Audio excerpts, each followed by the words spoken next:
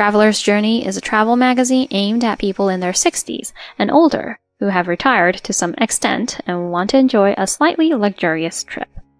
The hotels and meals featured are upscale. Not many other books target older people, and this magazine is famous for being one of the best-selling options for travelers. Among travelers, it was a famous magazine that competed for top sales. Both hotels and publishing houses were aware that being mentioned or not mentioned in the magazine could greatly affect their earnings, and this was widely understood among them. Even if you ask for another chance, it's impossible, right? Isn't it common sense in the hotel industry to welcome guests without discrimination? If Traveler's Journey features hotels that drive away poor people, it will affect our credibility. There are even husbands who diligently save money, saying they want to give their wives an extraordinary experience just for their 60th birthday celebration, and yet they read Traveler's Journey. I guess there are no words to say back. My mother-in-law looked down and continued to tremble. Well, considering my colleague witnessed that scene too, it's a unanimous opinion, isn't it? Amanda, she's your friend, right? Yes, she's a friend. She's a good friend from work, a close one. She was a work colleague. That's written all over her pale face. I feel like my abs are about to give out. I take a deep breath to send oxygen to my abs, then start speaking slowly. With a unanimous agreement, we've determined that Pine Breeze Manor is not a suitable hotel for inclusion in Traveler's Journey. Currently, the investigation report is accessible to all employees online. Since there are plenty of other hotels, once our decision is shared through the report, it's unlikely that another journalist from Traveler's Journey will visit in the future. Instead, we will feature this Riga Prince Hotel. Both the service of the staff and the cleanliness of the hotel were impeccable. I haven't been shown how Pine Breeze Manor was cleaned, so I can't make any assessment about it. If you could just see the inside of the hotel... No, thank you. I mentioned earlier, didn't I? Hotels that discriminate against or segregate the poor are not worth featuring. Oh, and one more thing. Because my mother-in-law is lowering her head, my upright posture makes me seem like I'm looking down on her. Continuing to speak in a condescending tone. Thank you for the detective agency's assistance last time. I truly appreciate that the agency confirmed the content exactly as stated. But what a foolish detective agency. They only investigated my part-time job.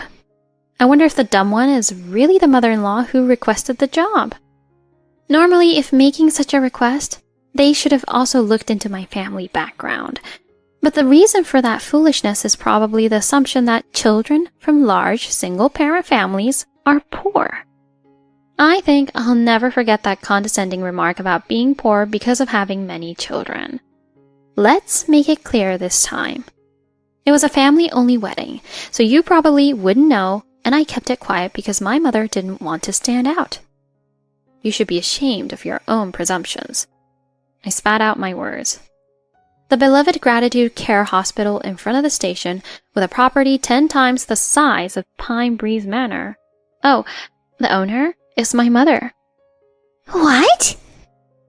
Perhaps due to surprise, my mother-in-law suddenly lifted her head. Her face remained pale.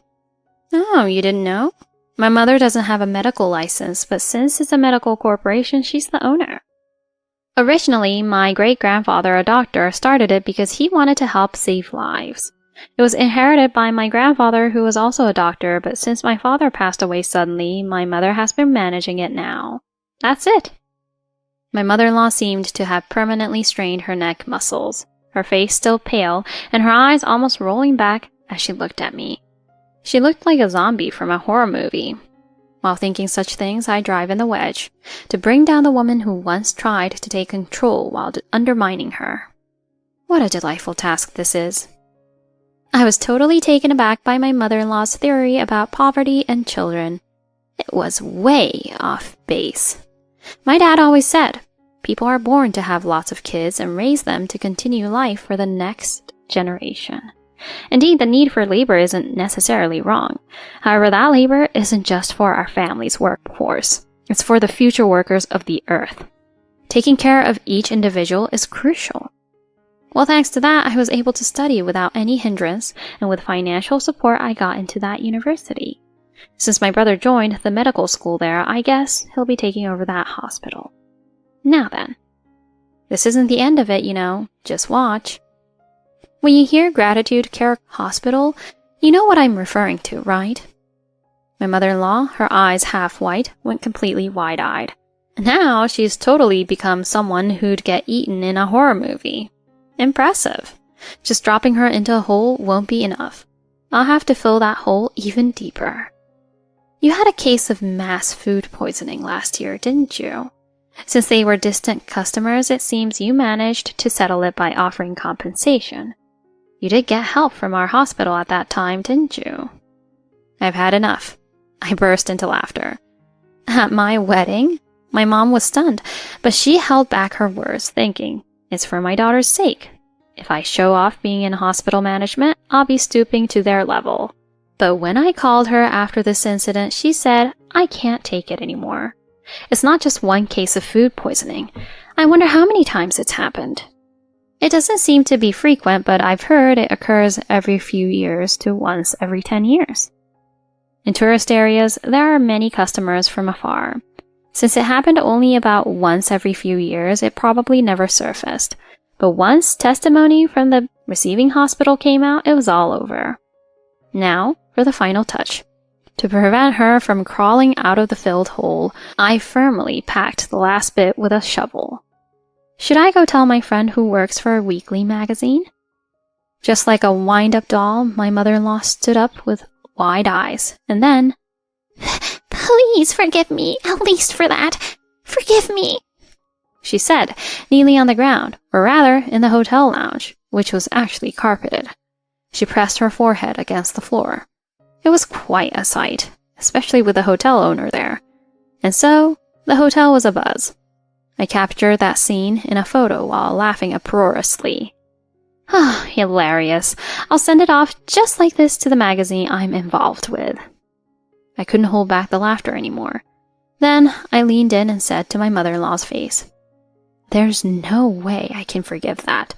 Those who look down on others by labeling them as poor should prepare to suffer in hell.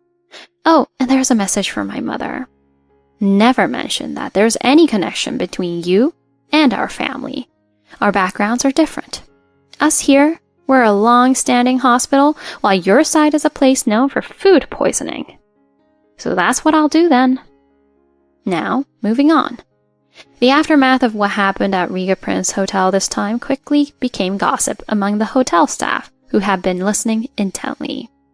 Given that the owner of Pine Breeze Manor came and exposed herself in such a pitiful state, it's no wonder it attracted attention. There weren't any rumors spread by my mother's hospital after all, but it was inevitable that the food poisoning incidents occurring every few years would come to light. It was leaked to another department in my company. Pine Breeze Manor will be featured in a weekly magazine, not in Traveler's Journey. One of the photos posted was of my mother-in-law on her knees, which I had taken. Pine Breeze Manor faced closure, with its halls now echoing with silence. My mother-in-law was no longer satisfied with that and moved to a distant place where her old family home was located. Upon learning of this entire ordeal, my husband apologized, saying, I'm sorry for making you endure all this. One of the reasons I fell in love with my husband was that he was kind enough to understand the reasons why I couldn't tell him. Nevertheless, my husband apologized to my family, saying that what my mother-in-law did was very unforgivable, and he also cut me off from my mother-in-law. If it's between my mother and you, I choose you. I was happy when he said that.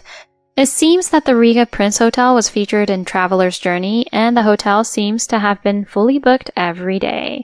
The hotel seems to be thriving because even senior citizens who prefer a relaxed pace are using the hotel on weekdays. As a thank you, I received a voucher for a deluxe suite stay for the hotel, so I'm thinking of going with my husband next time. When I bragged a bit to my friend Amanda, she said, That's not fair, take me too. So maybe next time we'll go together for a private visit.